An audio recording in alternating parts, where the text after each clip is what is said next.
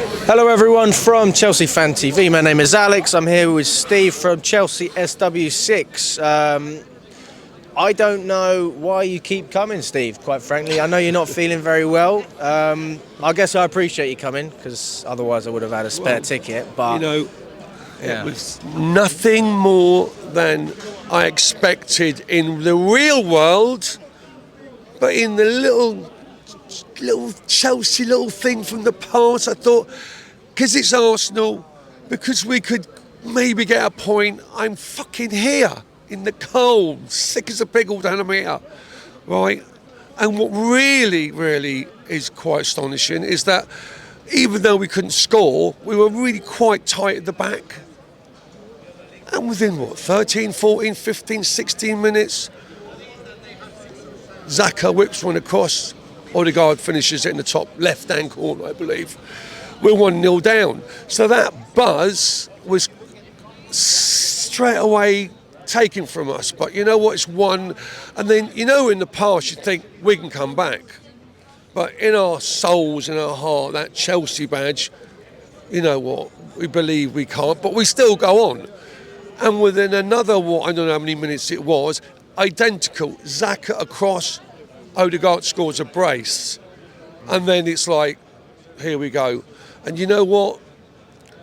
I don't know what it was when Jesus scored the third, but you know what? We all kind of lost a little bit of it was the same old. Oh, and in reality, what did we expect to come to the Emirates tonight, Chelsea, the way we did? Hey, listen, I guess we should appreciate we scored a goal in the second half. Oh, it felt good, Steve. It felt good.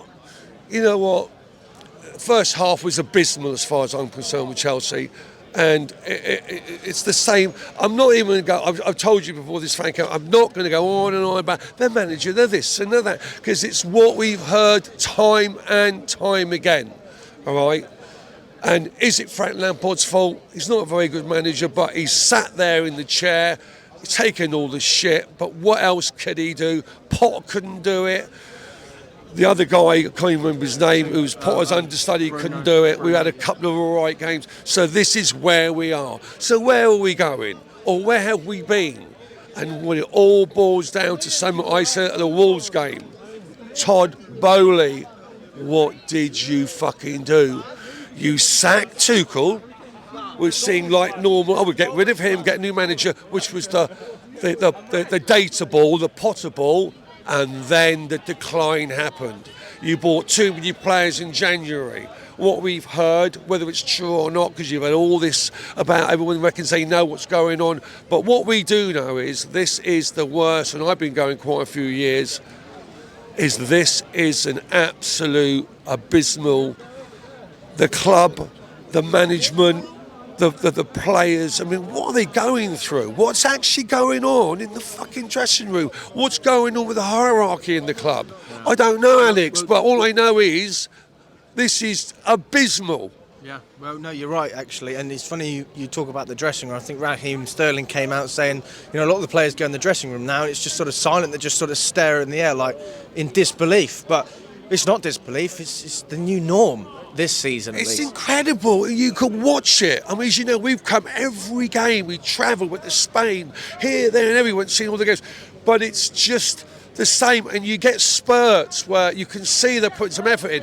I think Madueke, I thought he had a good cameo tonight.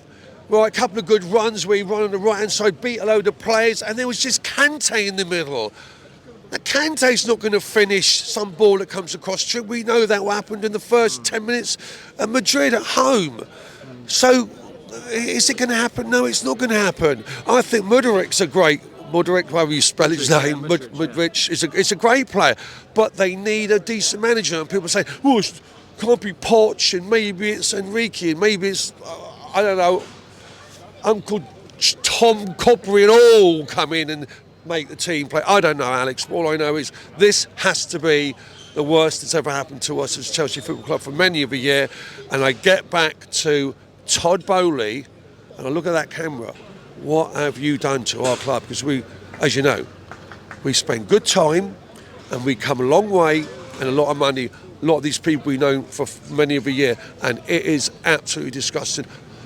Listen, what else is there to say about the game? No, it's the same thing every week. I'm not going to go on and on and on about the defence and he could have done this, could have done it. It's bullshit, mate. All right, so that's my 10 pennies worth. All right, I think whatever happens, they're going to make sure they do the right thing. But Boehly and the group have dropped Chelsea Football Club into a banter club, and I don't know. Yeah. Anyway, that's what I think. No, I do just have one more question. I mean, I spoke about it previously with Charlie. I mean, the fact that we're getting worse and worse and worse, is this making it less and less attractive to, whoever is going to take the job? Is that why it's taking so long? Do you know what I mean? Because if you're Poch, you think, how am I going to motivate these players? They can't even win a fucking game still. Alex, when you get these managers that aren't taking the job, what are they actually, when they go into the debate of what they want in a club, what you're going to do, and I expect this, and I can buy players, you can't buy players, and blah blah blah blah with these managers, what's going on? What's actually being said?